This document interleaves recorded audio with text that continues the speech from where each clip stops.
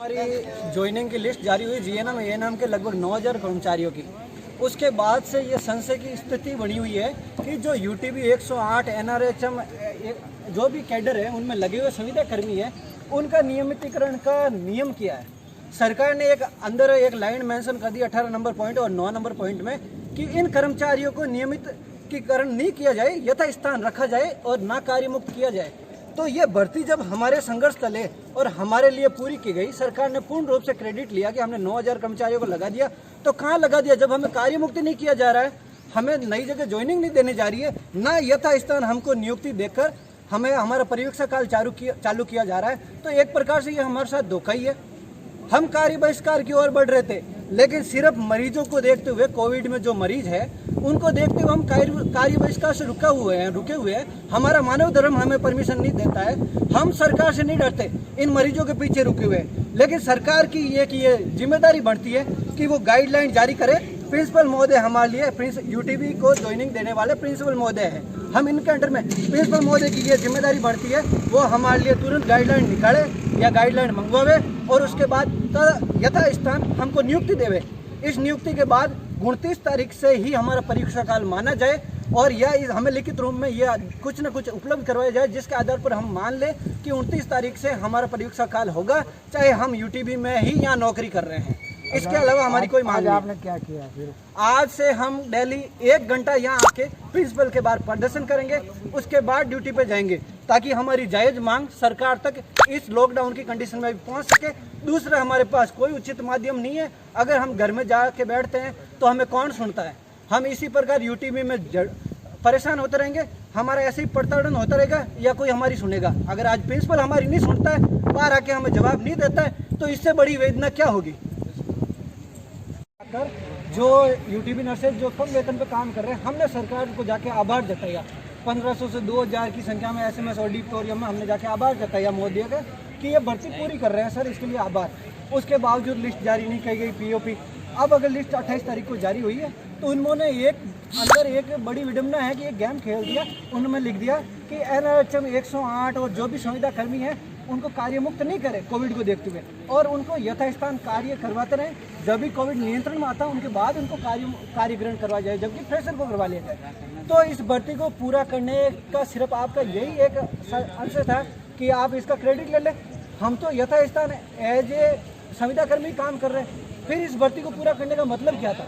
अगर मतलब नहीं था तो पूरी क्यों थी? अगर आप चाहते हैं कि हम इसी प्रकार यहाँ पे काम करते रहें तो आपको आगे आना पड़ेगा, सरकार को आगे आना पड़ेगा। इन जो भी संशोधन करने पड़ेंगे नियम में यथास्थान 29 तारीख से हमको नियुक्ति दिलानी पड़ेगी। हमारा परिवीक्षा काल जिस मेडिकल कॉलेज में काम कर रहे हैं, जहाँ काम कर रहे हैं, वही मान्य हो। हमारी एक ही मांग है, हम कोविड-19 की स्थिति में मरीजों को देखते हुए, मानवता को देखते हुए काम नहीं छोड़ रहे।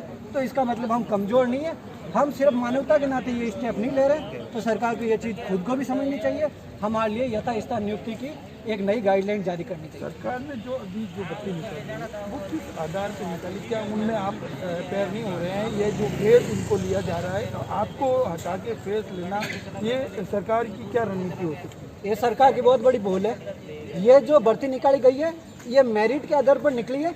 इसमें जो भी संविदा कर्मी काम कर रहे हैं उनको 10, 20, 30 के आधार पर बोनस अंक दिए गए। जो ये संविदा कर्मी आप देख रहे हो, ये लिस्ट के ऊपर के 500 से 1000 में है, सारे के सारे सिलेक्टेड हैं फ्रेशर्स, इनके बाद में सिलेक्ट हुए।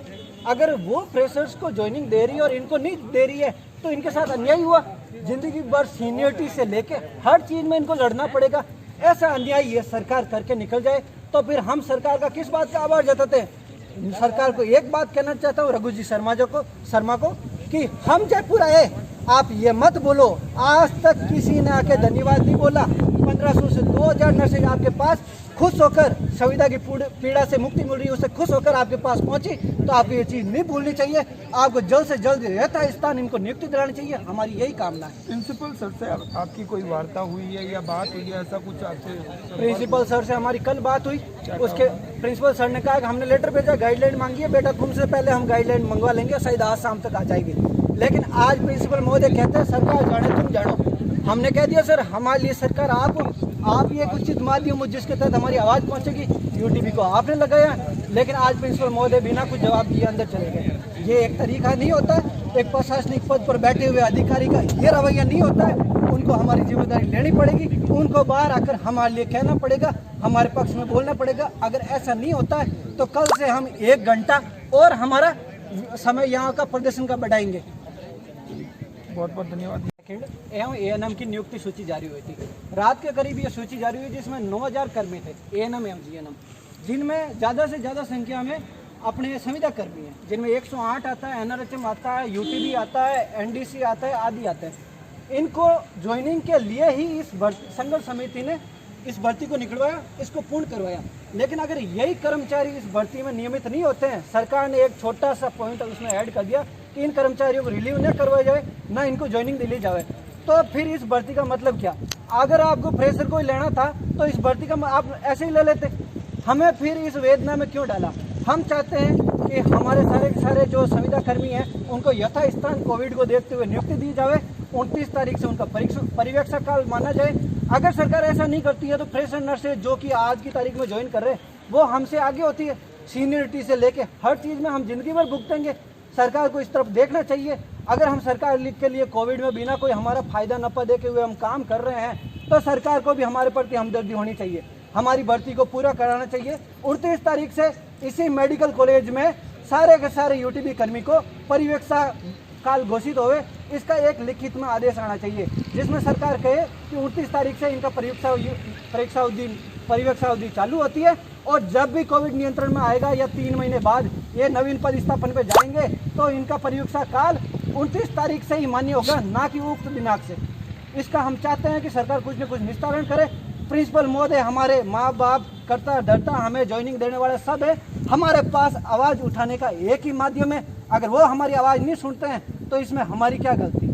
हमने यहाँ पे कोविड को देखते हुए, लोगों की भलाई को देखते हुए कार्य बहिष्कार नहीं किया, ये फैसला हमने वापस लिया।